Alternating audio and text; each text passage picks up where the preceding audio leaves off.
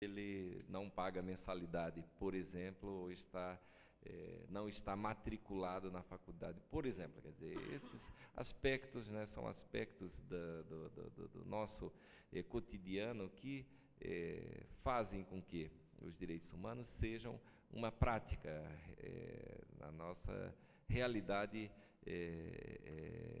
cotidiana, né?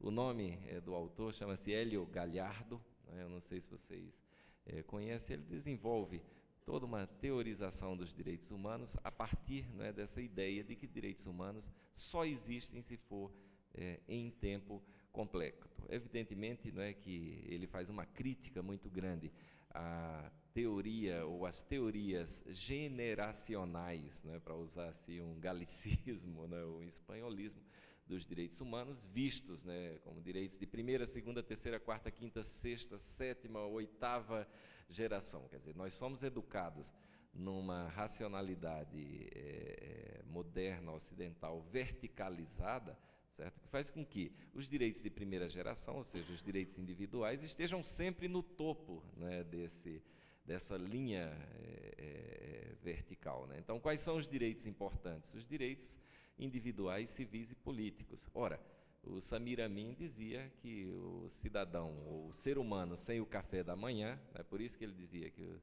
direitos humanos começam com o café da manhã, né? A pessoa que não tem o café da manhã, e podemos estender mais essa ideia, né? O café da manhã, ou a casa para morar, ou saúde, ou o espaço da vida, né? O espaço para o desenvolvimento das ações que satisfazem as necessidades materiais básicas, assim como as necessidades espirituais, que também são básicas e que configuram, né, os chamados direitos sociais, né, que na escala verticalizada está abaixo, né, dos direitos individuais. Portanto, direitos individuais são mais importantes do que os direitos coletivos, se tomarmos como absoluta essa verticalidade, né, da sua classificação, né? Quer dizer, então vamos sempre estar priorizando uma metodologia, né, que está embutida nessa ideia classificatória dos direitos, que é a metodologia que venceu, ou parecia ser a metodologia de abordagem do direito vencedora, que era o que é, né, o individualismo metodológico, né, no direito. Então, é preciso retomar, né, essa dimensão humana, tanto dos direitos como das relações que envolvem os direitos, né? O suporte humano dessas relações, e digo isso porque o ser humano é preciso, né, ser colocado, né, de volta como centro dessas relações, o ser humano em todas as suas possibilidades, né, de existência, para que tenhamos, né, realmente uma possibilidade, né, de expansão dos direitos humanos, tanto no que diz respeito ao seu enquadramento, se é que pode-se dizer assim, teórico, como no que diz respeito às possibilidades de sua efetivação, né? O professor Boaventura de Souza Santos dizia que no mundo contemporâneo só há possibilidade de efetivação dos direitos humanos se a gente desenvolver uma ideia de cidadania complexa, cosmopolita, que possa exercitar direitos humanos nos diferentes âmbitos da juridicidade contemporânea, né? Do local ao global, né? Quer dizer, se não houver essas possibilidades de concretizar e de exercitar direitos humanos nesses espaços, por exemplo, se não houver possibilidade de exercitar direitos humanos no âmbito da OMC, não há como defender direitos humanos, porque a OMC, pelo viés político, determina, né, desculpe a cacofonia, determinados processos e determinados direitos nos países periféricos ou nos países do hemisfério sul, né? Não chamo e não uso a categorização de países ricos ou países pobres, nem países em desenvolvimento ou desenvolvidos, né? Os países do hemisfério sul. Então, acredito, não é, que, retomando isso que nos diz tão bem o professor Hélio Galhardo, né, teríamos um ambiente, né, para trazer toda uma discussão moral e ética, né, e uma dimensão moral e ética dos direitos humanos, plural, não é, no caso brasileiro e no caso dos países latino-americanos ou nos países da América do Sul, e realmente, né, construir espaços e processos para a efetivação da dignidade humana. Entendo assim, não sei se consigo responder a questão. Professor Fernando, essa segunda pergunta, na verdade, é uma continuação da primeira, que diz o seguinte: partindo da premissa da inexistência de hierarquia entre direitos humanos, como estabelecer parâmetros para identificar práticas que são atentatórias à dignidade humana quando a gente lida com pessoas inseridas em contextos socioculturais tão distintos? Outra palestra. Vou me socorrer novamente, né, a teoria crítica dos direitos humanos, né, ou a um grupo de pensadores e pesquisadores que trabalham com a teoria ou a possibilidade de construção de uma teoria crítica dos direitos humanos. Quer dizer, a Alicia Ruiz ou Cárcova integram, né, esse grupo de pensadores, para citar dois argentinos que são amigos, né, do professor Ricardo, que vai falar para vocês hoje à noite, mas, acima de tudo, o professor Joaquim Herrera Flores, o professor Davi Sanches Rubio, o professor José Antônio, esses dois da Espanha, assim como outros professores, Rubem Dalmau, que vai falar para vocês também, Xavier Echeverria, Boaventura de Souza Santos, Paula Menezes, esses em Portugal, no Centro de Estudos Sociais, professor Jesus Antônio de la Torre Rangel, no México, professor Antônio Carlos Volkmer, Luiz Edson Fachin, a própria professora Flávia Piovesan, que transformou, modificou muito, não é, sua concepção de direitos humanos a partir, não é, dessa discussão crítica, não é, dos direitos humanos como espaço e processos de lutas pela dignidade humana. Hoje, a professora Flávia Piovesan sendo criticada, né, dizendo que ela adotou uma perspectiva muito política para a discussão dos direitos humanos, quer dizer, aqui no Brasil. Então, essa teoria crítica dos direitos humanos está construindo bases, né, teóricas e metodológicas, né, para se implementar os direitos humanos numa perspectiva integradora, não é?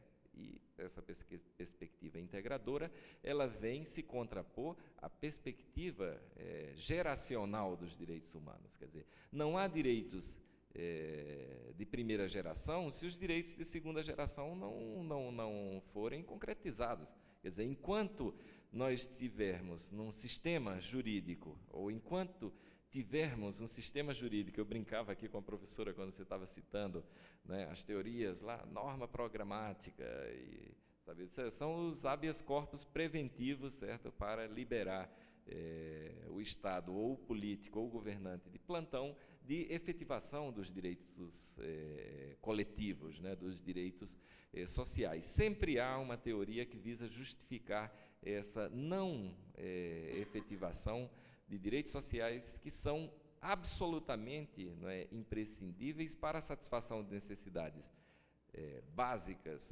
materiais, que são imprescindíveis para o ser humano, e, evidentemente, que satisfação das necessidades básicas espirituais também. Quem está com fome, hoje vai para onde? Vai para a igreja protestante, como há uma disseminação tão grande no Brasil, né? Quer dizer, vamos lá ficar orando, e aí a gente deixa a fome de lado e passa a levitar, né, nesse ambiente de não satisfação de necessidades materiais. Ora, as próprias igrejas que prometem isso dizendo que você, se orar, você vai ficar rico, vai conseguir trabalho e vai conseguir os meios de suprir suas necessidades materiais e ter paz espiritual. Ora, não há como desvincular uma coisa da outra. Quer dizer, o homem só tem liberdade e a mulher só tem liberdade se tiver lugar para morar, se tiver satisfazendo, se tiverem satisfeitas, né, as suas necessidades imprescindíveis, né, necessidades que são necessidades básicas, materiais e necessidades básicas espirituais também, como diz o professor Antônio Carlos Volkmer. Não são dissociáveis essas necessidades, né? Por isso que você chega em alguns lugares, né, e tem a plaquinha, você diz que dinheiro não traz felicidade, deixa o teu, geralmente nos comércios, né, ou nos bares, deixa o seu aqui e saia feliz, ou seja, compre e saia feliz. Quer dizer, isso é pegar, é tomar, não é, essa ideia de que é preciso conjugar, né, necessidades espirituais com necessidades materiais para que você tenha paz e para que você tenha felicidade. Evidentemente que esse grupo que trabalha com a teoria crítica dos direitos humanos trabalha com a ideia, né, de um autor da Costa Rica, Franz Hinkelammert. Não sei se vocês conhecem, ele tem um livro traduzido e publicado no Brasil pela editora Vozes, chama-se O Mapa do Imperador, né, que usa a metáfora do Jorge Luiz Borges, né, da representação cartográfica, simbólica cartográfica, né, do poder. O Franz Hinkelammert teoriza algo que é muito importante, né, para os direitos humanos e para entender a concretização ou não dos direitos humanos na contemporaneidade, né, e, evidentemente, que entender os sujeitos que se dizem legitimados para essa concretização dos direitos humanos. Diz isso e critica, né, as teorias liberais, né, ou a teoria liberal que justifica essa classificação hierarquizada dos direitos humanos a partir do que ele chama de inversão ideológica dos direitos humanos. Ele diz, olha, hoje, os direitos humanos, todos sabemos que eles surgem num contexto liberal e num contexto do ser proprietário, né? Quer dizer, por isso que os direitos de segunda, terceira, quarta, quinta geração, a gente vai começar a perceber que são os direitos que são direitos comuns a todos, né? E na hierarquia, na escala hierárquica, estão sempre lá embaixo, né? O direito de liberdade e igualdade, quer dizer, os direitos que no mundo moderno ocidental são os direitos que foram criados a partir das revoluções burguesas, quer dizer, liberdade e igualdade, para quê? Para negociar e para transferir ou transitar bens, né? Esses que têm liberdade. A gente não pode esquecer que até pouco tempo, no nosso sistema jurídico e no Brasil, o voto era censitário, né? Quer dizer, votava quem tinha propriedade. Então, aquilo que é o exemplo máximo, né, da liberdade, quer dizer, que é o voto, era limitado a pessoas que tinham propriedades, né? Então, essa inversão ideológica dos direitos humanos, o Franz Hinkelammert teoriza a partir da crítica, né, dessas categorias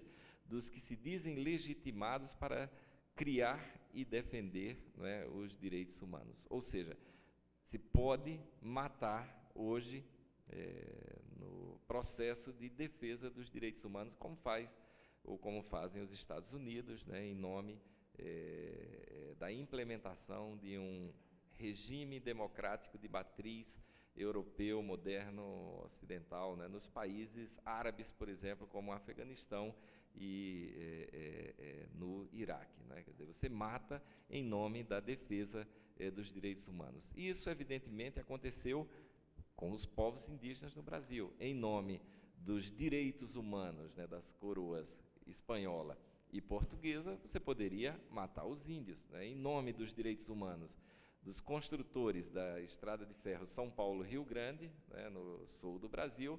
Você poderia matar os Caingangue ou os Xoclengue que estavam se opondo à construção dessa estrada de ferro e, portanto, se opondo à implementação de um determinado modelo econômico, né? Quer dizer, os direitos humanos estão sempre vinculados, né, a esse âmbito econômico. Por isso mesmo, que esse programa de pós-graduação que foi citado aqui, que eu dou aulas na Espanha, é um programa que chama-se Direitos Humanos e Desenvolvimento, né? Quer dizer, não há direitos humanos sem desenvolvimento, assim como não pode haver desenvolvimento sem a defesa e a efetivação de direitos humanos. Evidentemente, que tudo isso está no âmbito de rupturas paradigmáticas, sabe? Quer dizer, aqueles habeas corpus preventivos, né, para não efetivação da Constituição, isso se transforma em teorias no âmbito do direito. Se você não souber dessas teorias, você está, desculpa a palavra, ferrado, né? Quer dizer, você tem que saber o que é isso, o que é uma norma programática, né? E você esquece outras teorias que são muito mais importantes, né? Como a força normativa da Constituição. Quer dizer, isso que o professor Dalmo Dallari falou ontem aqui, que eu não ouvi, mas ouvi, né? Os comentários, né? Quer dizer, a modificação nas instâncias de controle de constitucionalidade de normas, isso é uma outra ruptura paradigmática significativa, né, no que diz respeito à concretização e efetivação dos direitos humanos. E, acima de tudo, né, a Constituição Brasileira de 1988, que é uma Constituição, como diz a Flávia Piovesan, em perspectiva com os direitos humanos, né? Os direitos humanos estão na Constituição Brasileira de ponta a ponta.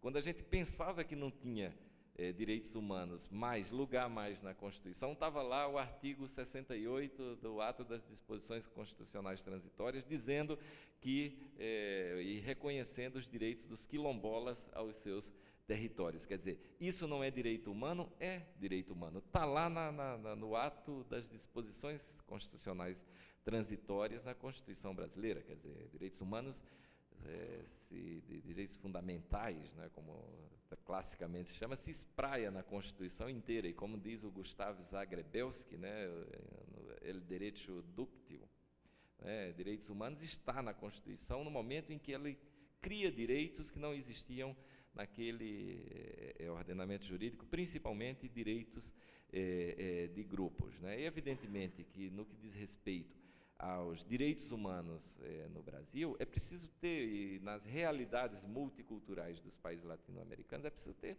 bastante abertura para pensar, né, que esse universalismo que os direitos humanos propõem, né, ele só tem sentido, se for um universalismo, como diz o professor Davi Sanches Rubio, ou como diz o Ernesto Laclau, né, se for um espaço aberto para a confluência, né, de muitos particularismos, né, porque essa ideia de universalismo dos direitos humanos é uma ideia que vem de um conjunto, né, de valores que são particulares da Europa do século XIX, não é? Quer dizer, que formulou esse conjunto de valores e universalizou para o mundo inteiro. É como Boaventura de Souza Santos diz, é um particular elevado à categoria de universal. Quer dizer, o Henrique Dussel propõe outra coisa, diz, e se esse particular elevado à categoria de universal fosse o particular chinês, por exemplo, como seria o mundo na atualidade, né? Então, pensar a efetivação dos direitos humanos é pensar em integração entre direitos, né, direitos coletivos e direitos individuais, e, acima de tudo, pensar em diálogos interdisciplinários e transdisciplinários, né? Quer dizer, interdisciplinários entre o direito e a antropologia, por exemplo, professora Fernanda. Quer dizer, alguns aspectos do direito, categorias de direito, elas só se explicam pelo diálogo com a antropologia, e pensar o direito também com o diálogo transdisciplinar, que são âmbitos, né, dos usos, costumes, crenças e tradições dos povos indígenas, que não estão, né, no âmbito do conhecimento científico regulador, né, do conhecimento exercitado nas academias, né? Então, essas são algumas possibilidades, né, de pensar direitos humanos na contemporaneidade numa perspectiva emancipatória e não numa perspectiva de dominação, porque os direitos humanos também podem ser ter, não é, o seu viés de dominação e ter até o seu viés de morte quando aplicado a diferentes culturas e a diferentes grupos sociais com valores diferentes daqueles valores que estão no conjunto, né, dos direitos humanos. Eu gostaria de agradecer a presença de todos e principalmente dos nossos palestrantes, que tivemos uma manhã maravilhosa, bastante enriquecedora. E, para finalizar, dar uma lembrança aqui das Faculdades Santo Agostinho para os nossos 3 palestrantes. Bom dia a todos, aguardamos para a continuação dos eventos hoje às 19h30, gente.